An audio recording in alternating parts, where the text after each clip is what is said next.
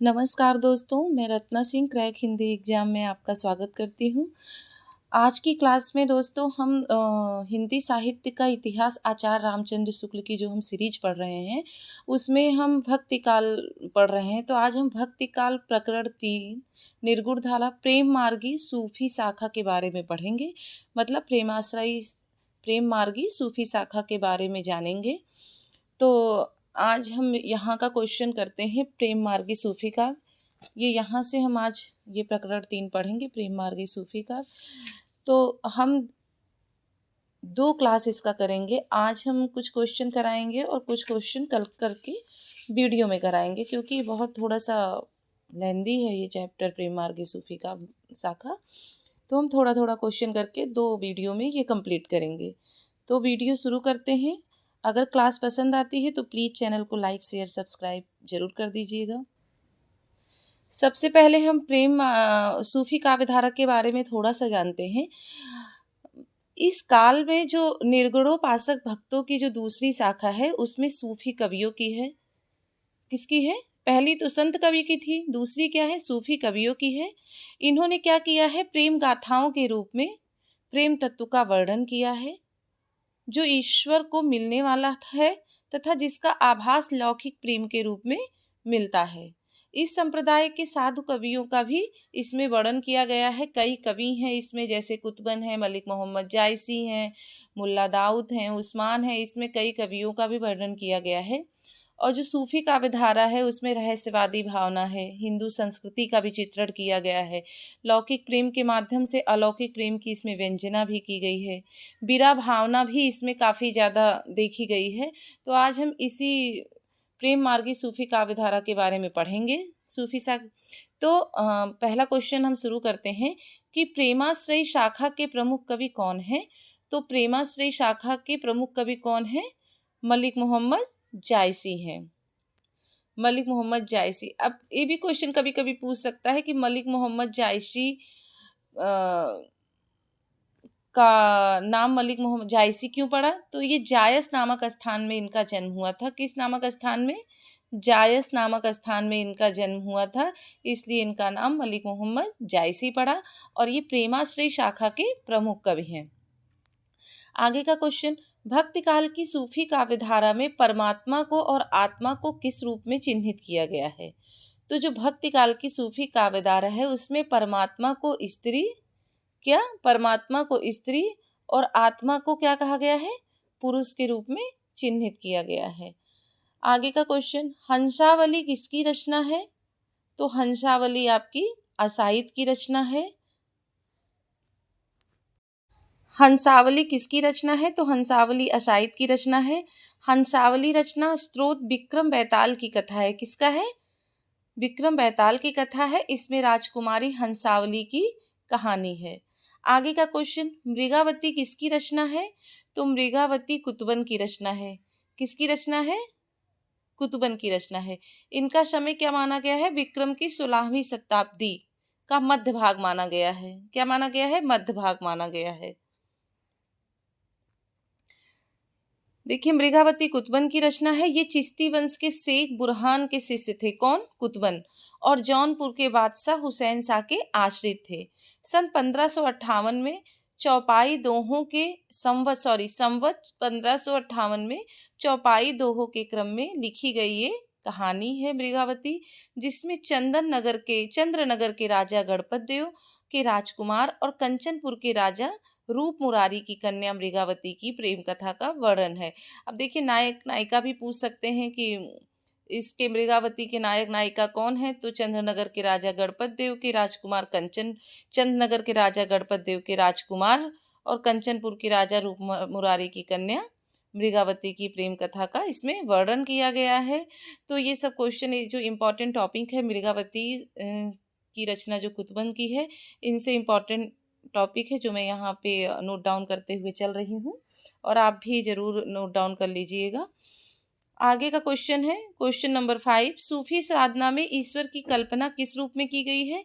तो सूफी साधना में ईश्वर की कल्पना पत्नी रूप में की गई है। आगे का क्वेश्चन, आचार्य शुक्ल ने किस काव्य ग्रंथ को प्रेमाख्यानक काव्य परंपरा का पहला ग्रंथ माना है? तो किसको माना है? तो मृगावती को माना है।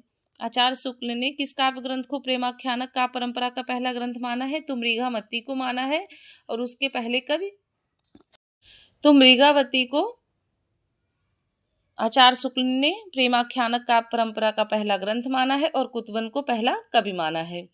आगे का क्वेश्चन, मधुमालती के रचनाकार कौन है? तो मधुमालती के रचनाकार मंझन है। आगे का क्वेश्चन, सूफी काव्य की विशेषता बताइए। तो देखिए सूफी काव्य की कुछ विशेषताएं जो इंपॉर्टेंट है मैंने यहाँ पे लिख दिया है। रहस्यवादी भावना थी सूफी काव्य धारा में, हिंदू संस्कृति का चित्रण था, लौकिक प्रेम के माध्यम से अलौकिक प्रेम की व्यंजना की गई है इस काव्य में, और विरह भावना का आधिक्य है इस काव्य में। तो ये कुछ इंपॉर्टेंट टॉपिक है जो सूफी काव्य की विशेषताएं हैं। किस जैन कवि ने अपने आत्मचरित में मधुमालती और मृगावती का उल्लेख किया है?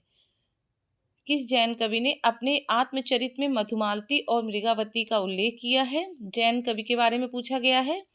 तो जो बनारसी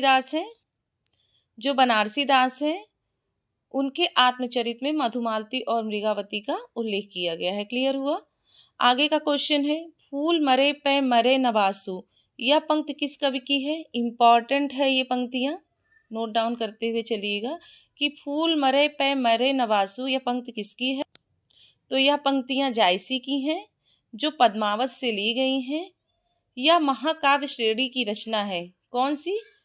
पद्मावत जो है महाकाव्य श्रेणी की रचना है। इसमें 57 सर्ग हैं, कहीं कहीं 56 सर्ग किसी बुक में माने गए हैं, लेकिन एक्चुअली में 57 सर्ग हैं इसमें। और आचार्य रामचंद्र शुक्ल ने इसको सबसे बड़ा महाकाव्य माना है पद्मावत को। किसको माना है? पद्मावत को। अब देखिए इससे आप कंफ्यूज मत हो जाइएगा कि अरे उनको चंद्रवरदाई को माना था, लेकिन वो आदिकाल में उन्होंने चंद्रवरदाई को माना था, पृथ्वीराज रासो को महाकाव्य माना था और चंद्रवरदाई कवि थे, लेकिन इसमें सबसे बड़ा महाकाव्य पद्मावत को माना है। किसने? रामचंद्र शुक्ल ने। आगे का क्वेश्चन है, सन 927 आहा कथा आरंभ बैन कवि कहा, किसकी पंक्तियां हैं? तो सन 927 आहा कथा आरंभ बैन कवि कहा किसकी पंक्ति है? ये मलिक मोहम्मद जायसी की पंक्ति है और पद्मावत से ली गई है। ये मलिक मोहम्मद जायसी की पंक्तियां हैं, पद्मावत से ली गई है। और पद्मावत के निर्माण काल, जो पद्मावत का जिसका निर्माण काल जब हुआ था पद्मावत का, तो उसके संदर्भ में कवि ने ये कहा था कि सन 927 आहा कथा आरंभ बैन कवि कहा। आगे का क्वेश्चन है, जायसी जी के गुरु का क्या नाम था? तो जायसी जी के गुरु का नाम शेख मोहिउद्दीन था, जिसे मोहिउद्दीन कहा गया है। ये एक सूफी फकीर थे। जायसी जायस में रहते थे, इसलिए उनका नाम मलिक मोहम्मद जायसी पड़ा। आगे का क्वेश्चन है, भव अवतार मोर 9 सदी 30 बरस ऊपर कविवदी, ये पंक्तियां किसके संदर्भ में कही गई हैं? तो ये पंक्तियां जायसी जी के संदर्भ में कही गई है और उनके जन्म के संबंध में ये कहा गया है कि भव अवतार मोर 9 सदी 30 बरस ऊपर कविदी। तो ये जायसी के संदर्भ में कहा गया है और उनके जन्म के संबंध में कहा गया है। और एक पंक्तियां किसने लिखी है? जायसी ने खुद ही लिखी है अपने जन्म के संबंध में। आगे का क्वेश्चन है, आखिरी कलाम किसकी रचना है? तो आखिरी कलाम जायसी की रचना है, जो किस भाषा में लिखा गया है? फारसी अक्षरों में लिखा गया है। कब लिखा गया है? 1528 ईस्वी में। और किसके समय में लिखा गया है? बाबर के समय में। देखिए यहाँ से 3-4 क्वेश्चन हो जाते हैं कि आखिरी कलाम जो रचना है और किसके समय में लिखी गई है? तो आप लिख सकते हैं बाबर के समय में। किस अक्षर में लिखी गई है? फारसी अक्षर में। कब लिखी गई है? 1528 में। तो ये इम्पॉर्टेंट है लाइन, जो मुझे इम्पॉर्टेंट लगा वो मैंने यहाँ पे नोट डाउन कर दिया है, आखिरी कलाम। आगे का क्वेश्चन, पद्मावती किसकी पुत्री थी? तो पद्मावती सिंघल द्वीप के राजा गंधर्वसेन की पुत्री थी। आगे का क्वेश्चन, सूफी कवि किस शाखा से संबंधित थे? तो सूफी कवि प्रेमाश्रयी शाखा से संबंधित थे। और प्रेमाश्रयी शाखा के जो प्रमुख कवि हैं मुल्ला दाऊद, कुतुबन, मंझन, जायसी, उस्मान इत्यादि, ये कवि प्रेमाश्रयी शाखा के हैं। तो आज हम 15 क्वेश्चन ही करा रहे हैं आपके प्रेमाश्रयी शाखा से, सूफी काव्यधारा से। आगे का क्वेश्चन हम कल की क्लास में पूरा करेंगे। अगर वीडियो पसंद आ रहा है तो प्लीज़ चैनल को लाइक शेयर सब्सक्राइब कर दीजिएगा और इस क्वेश्चन को आप नोट डाउन करते हुए चलिएगा। तब तक के लिए नमस्कार, धन्यवाद। आगे की क्लास में मिलते हैं फिर।